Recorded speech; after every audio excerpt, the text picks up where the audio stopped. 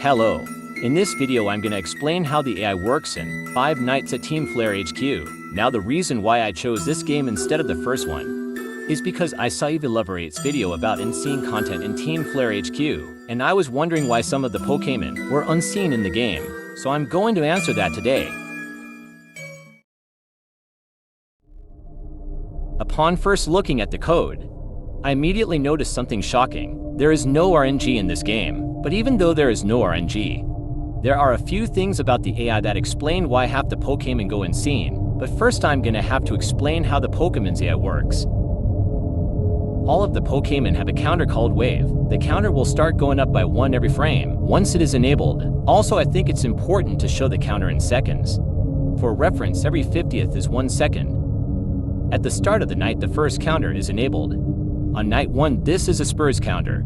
For every time the counter gets to 1,600 or 32 seconds, a Spur moves.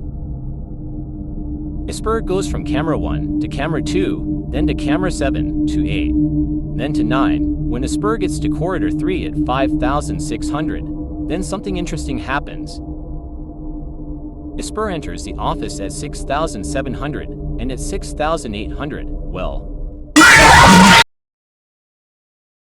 But that's not the interesting part. What it is that at 6,600, while a Spur is still in corridor 3, the game starts to check if the mask button is clicked on. If it is, then a Spur will go away, or be deleted, as I should say.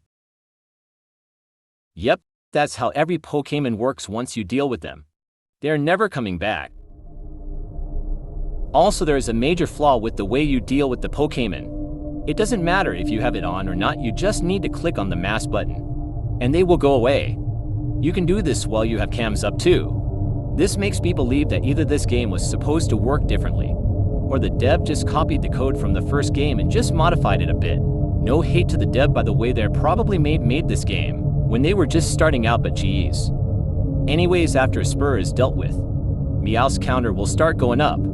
It works just like a Spur, but instead every 1,000th or 20 seconds Meowth will move. He has the same path as a Spur, but at 5,000. While he is in the corridor 20 seconds before entering the office, you can just click on the mask button before he even enters. I'm starting to realize why the counters are called Wave, because it's just waves of each Pokémon coming instead of all of them moving at once. Anyways, after you deal with Meowth, Eevee's counter is enabled, and Meowth just vanishes from existence.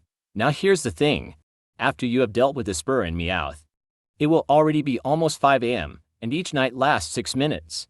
The problem here is that Eevee moves the same times as Meowth every 20 seconds, with around 30 seconds before the night ends. So this means before Eevee gets to even attack, the night ends. The worst part about this is that you can't blame the RNG because there is no RNG. Either this was intentional or this game wasn't play-tested enough. Also, I think it's time for me to mention Bennet's AI. Bennett has a music box that you must wind up with to keep them at bay. If you fail to wind up the music box, then Bennet's counter will activate, and every 130 seconds Bennett will move, and when their counter reaches 320, then on night 2 the code is exactly the same. I'm not joking. The night will end before the third wave will even get a chance to attack. The only difference is that instead of Meowth being active after a Spur, it's Oshawott. That's it. At this point I know that this wasn't intentional because Pikachu, Wobbuffet, Eevee and Meowth all spawn on this night but never get a chance to attack because the dev just copied the code from night 1 and just added some things without ever changing the movement times. Night 3 is the exact same as night 2, but instead Jigglypuff replaces Oshawott. Newtwo and Snivy both spawn on this night but never get a chance to attack. Night for Meowth replaces a Spur, and Jigglypuff does not get replaced. And this is the night where the Ghost Girl spawns, but then again never gets a chance to spawn before the night ends. Night 5 is Spur is back and Jigglypuff is still here.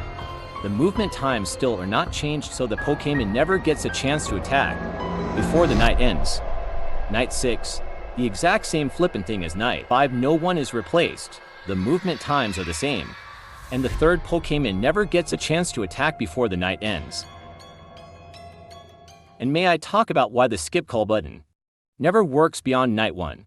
It's because when clicking the button just stops the night 1 phone call even though it's not even Playing. I'm pretty sure this is because the dev just copied the code from Night 1 and forgot to change the skip call button to skip the current call that's playing. This game just screams Rush with all of the oversights, poor Photoshop, and broken code. If it wasn't for that oversight, then all of the Pokémon would still work, because all of their code are actually fully functional beside the mask flaw and the movement times being too slow.